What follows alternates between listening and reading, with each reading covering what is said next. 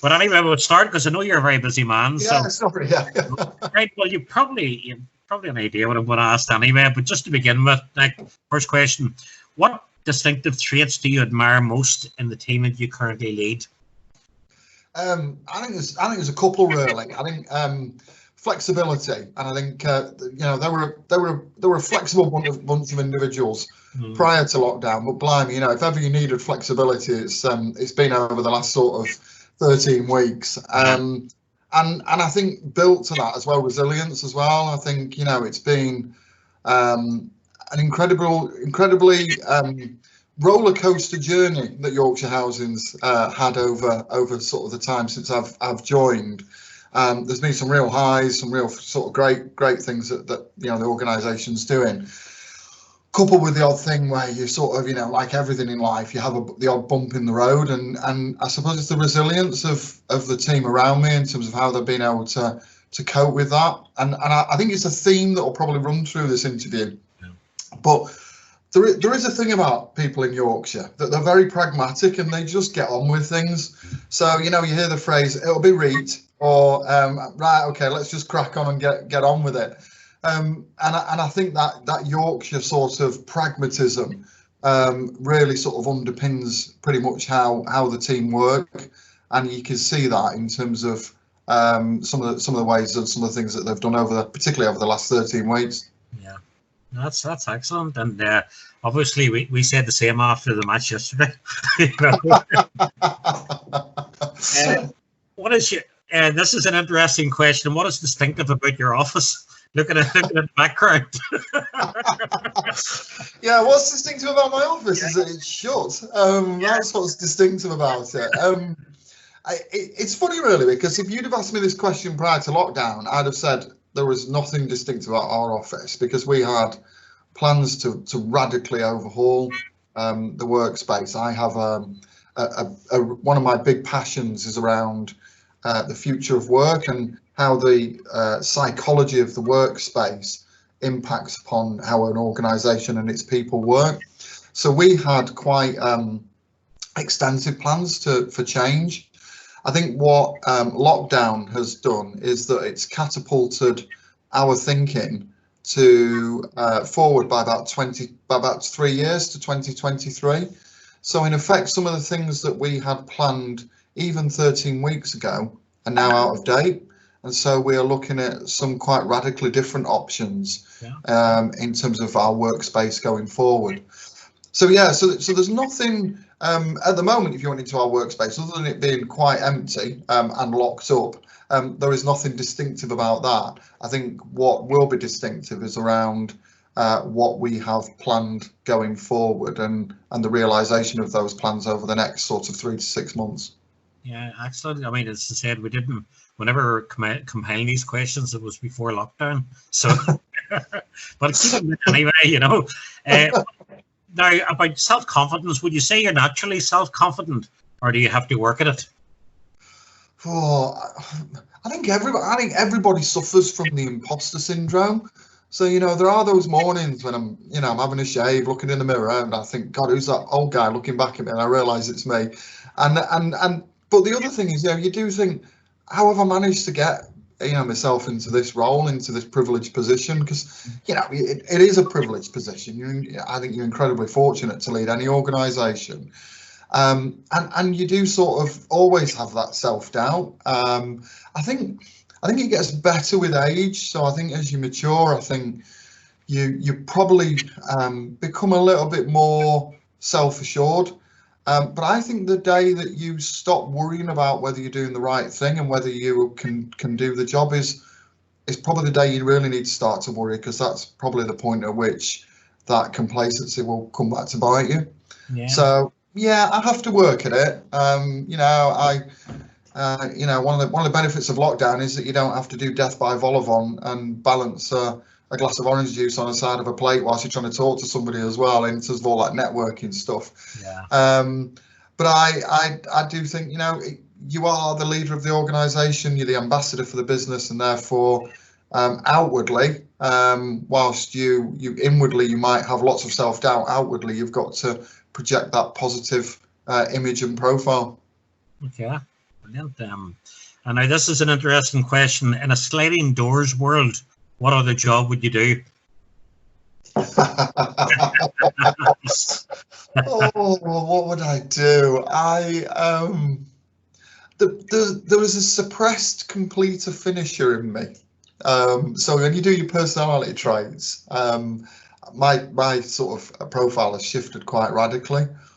But there's a part of me that would just love to start the day with something and then finish something off. So in a sliding doors world, as daft as it sounds, I'd probably be quite happy doing something like deliveries or something along that line. And I suppose I currently pander to that need to complete things because I do all my own ironing.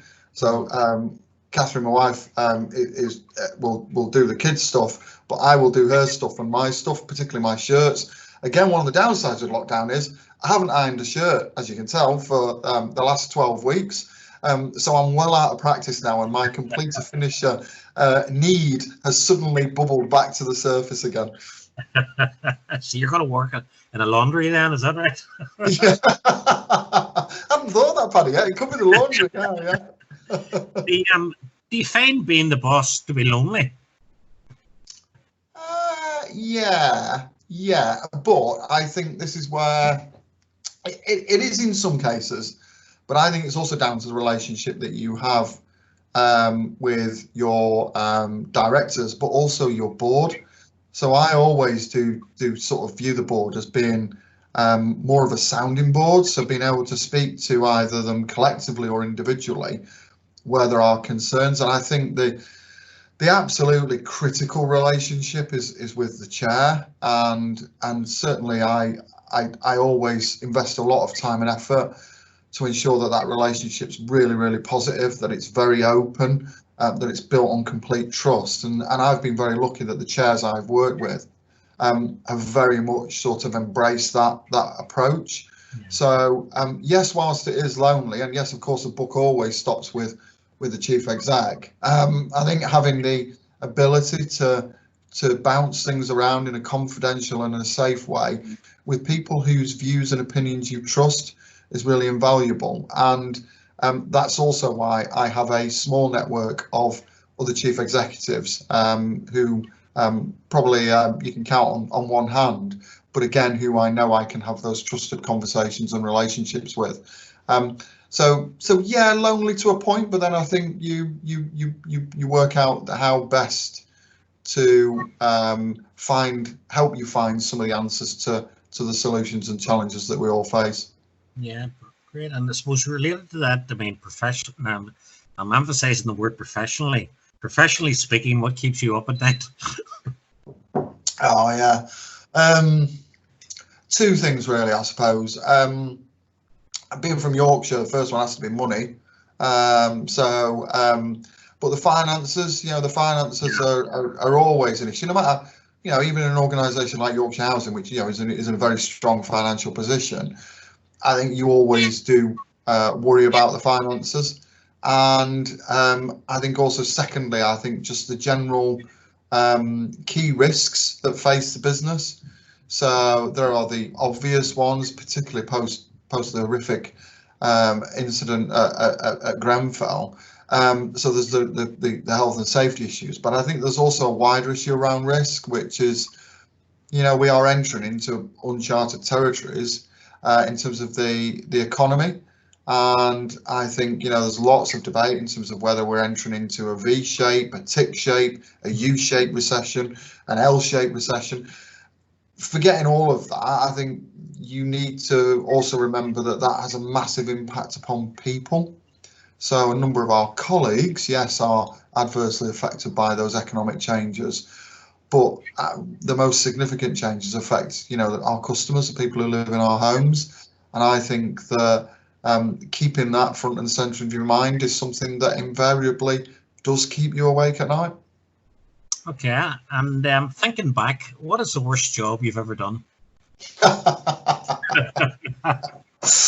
Oh, I'll have to be careful here.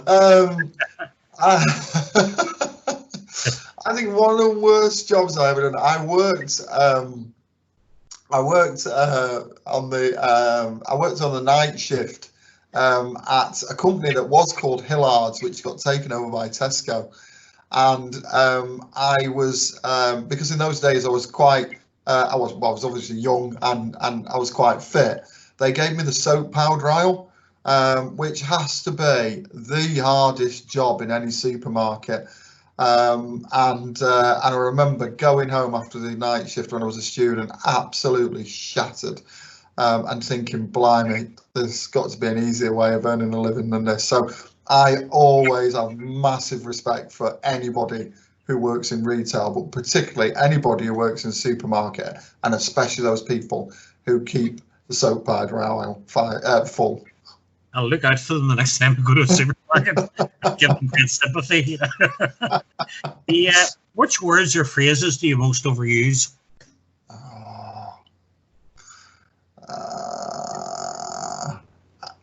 Okie dokie. So that's my way of just letting people know that I'm happy with stuff, and that's fine. But I probably do use that too much. Recently, I've probably used too much stay safe and stay well, but I don't make any excuse for that.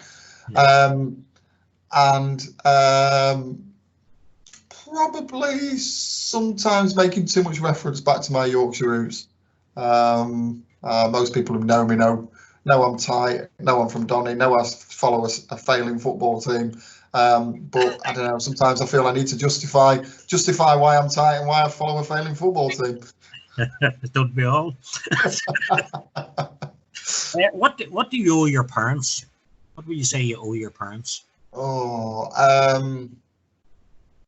I think my parents taught me the importance of being decent.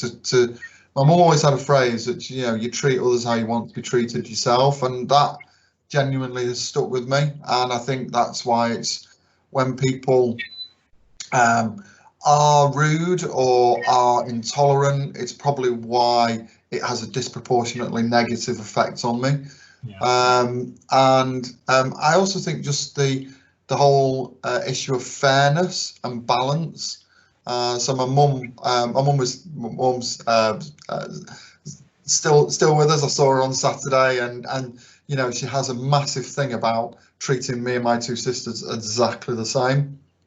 And so that whole thing about fairness and balance ran through my childhood and has stuck with me ever since. Brilliant. What advice would you give someone starting their career now? This is interesting. I think people who are starting their career now have a unique and fantastic opportunity to develop their personal brand like at no other time I can think of. So the ability to, for example, participate in events like this, to write blogs, to post on YouTube, on TikTok, on Twitter, to have that ability to create a personal brand and presence, I think it is just significant.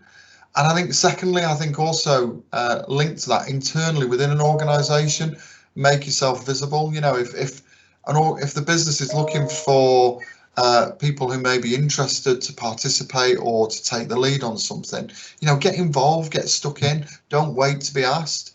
Be one of those people that comes forward proactively.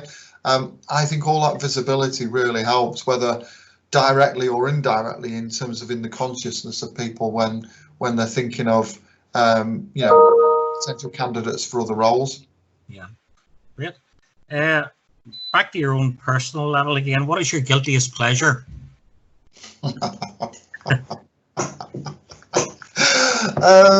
My guiltiest pleasure has to be on a Friday night with a glass of wine and a little bowl of peanuts. I'm in my element. I know it sounds really simple, but that for me is fantastic, and something I don't always do, but I probably should do. Probably shouldn't drink more, but probably should do on a more regular basis, because I try and resist.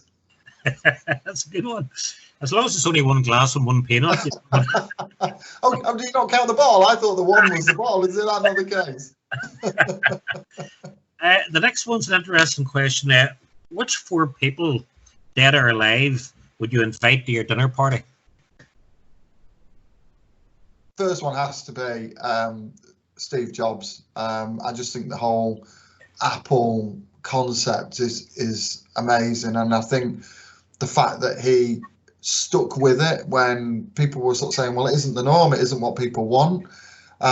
So I think certainly I'd want to invite him. In terms of other people I'd invite, I'd probably invite back my my grandma, who's no longer with us on my mum's side, only because there are bits of our family that we don't understand the family history of. It's quite a complex family history, and my grandma has some of the answers to that, so it'd unlock some long-held family debates around what the relative relationships are between everybody. I think my third would be Gary Lineker, because I just love his football humour. I think that wry smile, I think you'd be able to have a joke at somebody else's expense around the dinner table, and you just get that wry smile or that cheeky wink from him that would get the giggles going. And then who else? I think I'm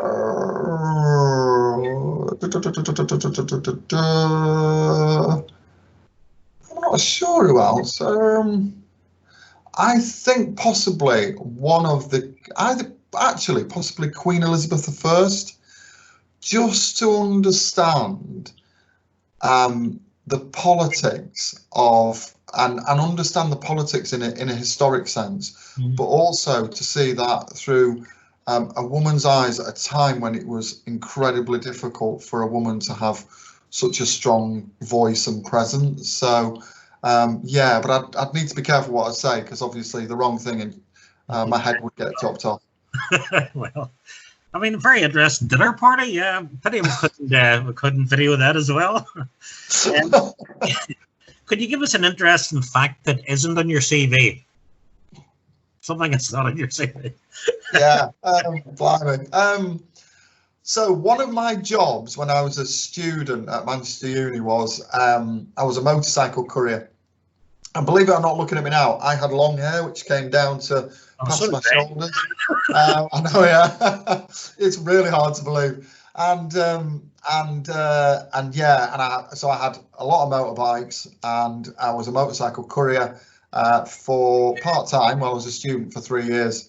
And absolutely loved it. Freedom and whatever was great, but yeah, it's not a job you could make a full career out of, I don't think. So yeah, that's probably a fact that most people don't know, funnily enough. Well, they will know now. Yeah, I know. I've just realised that. I've still got my leathers I've still got my motorcycle leathers in the loft, but I'm not sure they'll fit me anymore. What would your superpower be?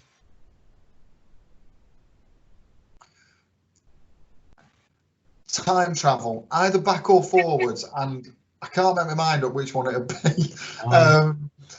Because I'd love to go back to certain points in history and see it for myself through my own eyes. So really significant events, and be either part of it or stand back as a fly on the wall and see it. The bit that I worry about looking into the future is there's probably some things you don't want to know.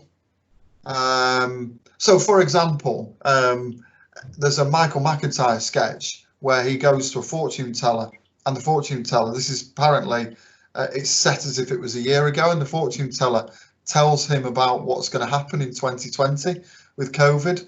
And actually, when you listen to that, you sort of think, that's probably why you shouldn't know what's going to happen in the future. Because actually, when somebody explains it quite as it is there, you sort of think, I really don't want to be part of that. So, so probably I've taught myself into time travel, but backwards rather than forwards. Okay. And so what do you consider has been your greatest achievement? Oh.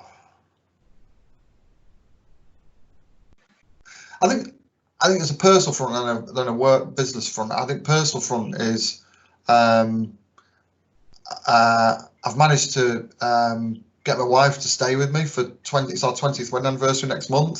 So I think that's a pretty significant achievement to get Connor to stay with me that long. And we've been together 25 years, so she really has developed a long service award.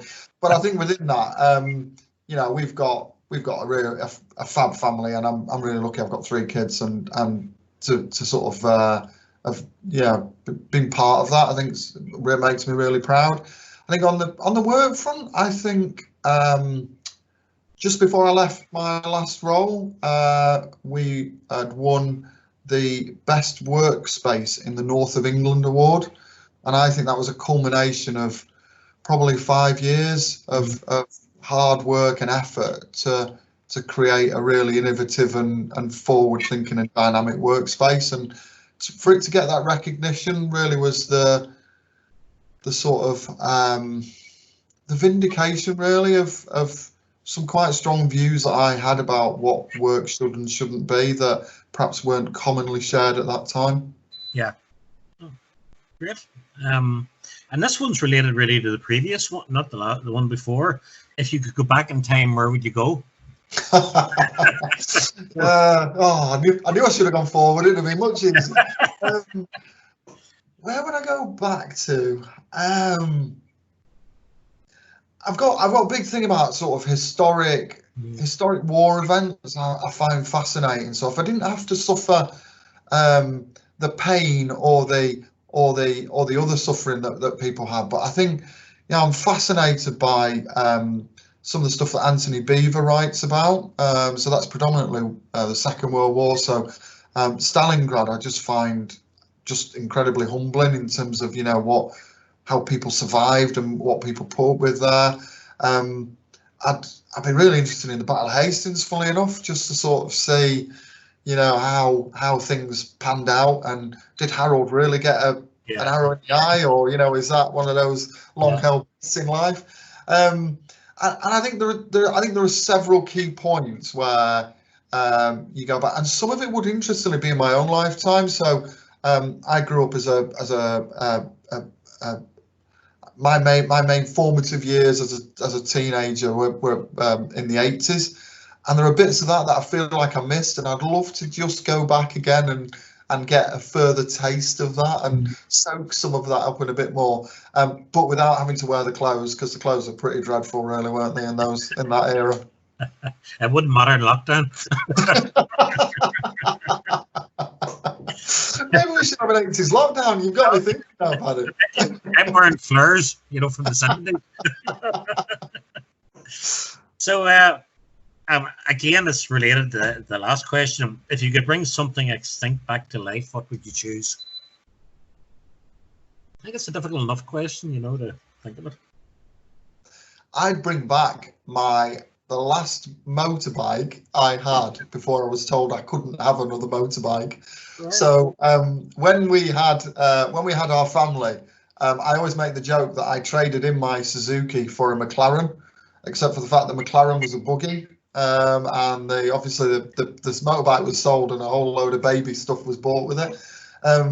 I absolutely loved that bike, and I've even checked on DVLA and it's been scrapped, so it's not even being kept as a historic bike. But yeah, I'd probably bring that back, funnily enough, because I had huge amounts of special times on that bike, and yeah, even now it's putting a smile on my face. So yeah, it'd be my last motorbike before children arrived. Yeah, I can see that actually, that it's making you think back. You know, the next one. Mrs. A wouldn't let me have it back, believe me. Well, she can hide it from her, you know, at the shed. I can't hide anything from that, believe me, I can't. Yeah, right. That's why you're still there for 25 years. So, besides a glass of wine and peanuts, how do you relax? Favourite thing is we've got a wood burning stove, so cold evening, wood burner on, and really good film, and me, Cat and the kids all there in that room with the dog asleep, lights off, film on. That for me is perfect relaxation. Yeah. Too good at relaxation sometimes, because there is a bit of a joke that I don't always get to see the end of the films because I relax so much that I'm asleep. Well, there's nothing wrong with that, you know. I'll quote you on that, Paddy, the next time I give you. Yeah. Well, my students normally fell asleep during my lectures, so you know, best sleep they got. So we're nearly there, Nick. We're nearly there. What is the most important lesson life has taught you?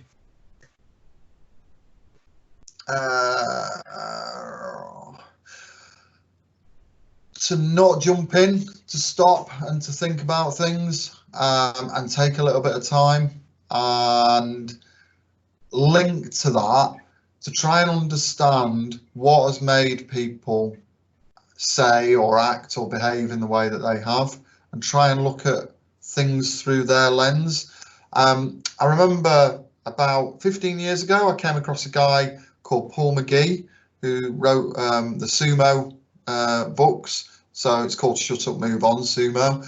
But he talks about a beach ball, and a beach ball being the size of a room, and that you and I would be stood in either ends of the room, Paddy. But because this beach ball filled the room, I could see that I would describe the beach ball as being red, yellow, and black. And you might say, well, no, it isn't. It's green, orange, and blue, because that's what you can see. It's that thing about seeing things through other people's eyes.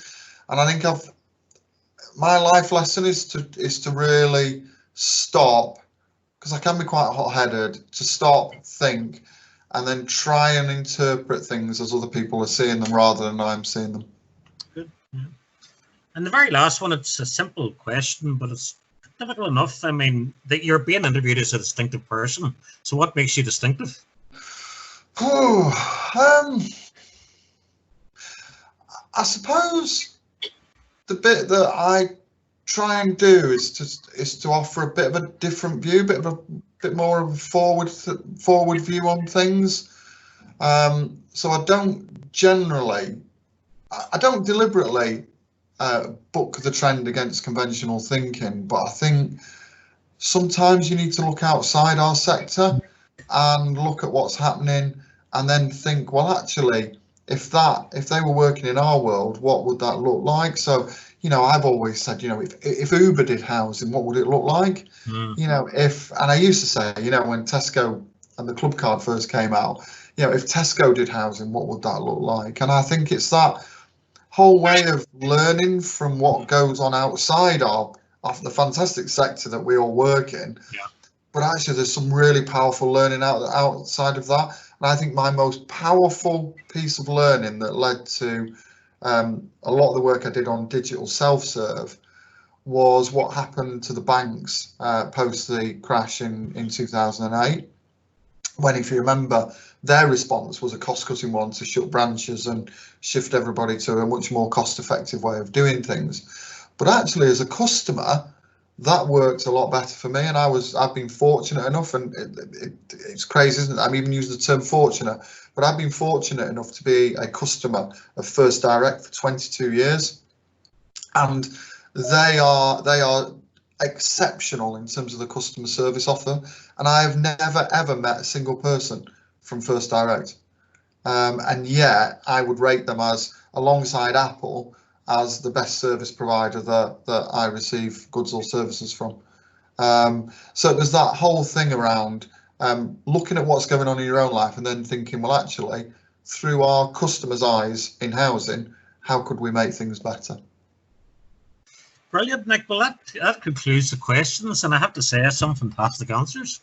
Oh, thank you. No, really good. It's very, very interesting. I mean, and as I said, you're the fourth person that I've interviewed, and you know the different types of responses you're getting are really great. But you know, the one thing that comes out is the passion. You know, and just people are so enthusiastic and love their jobs, they love their work, they love what they're doing, and you know, some really funny answers as well, but some good answers. You know, I like the one about the motorbike, I have to say. I'll have to go and confess that now to Mrs. Atkin. But no, that's great. Like, listen, there, really appreciate you doing this.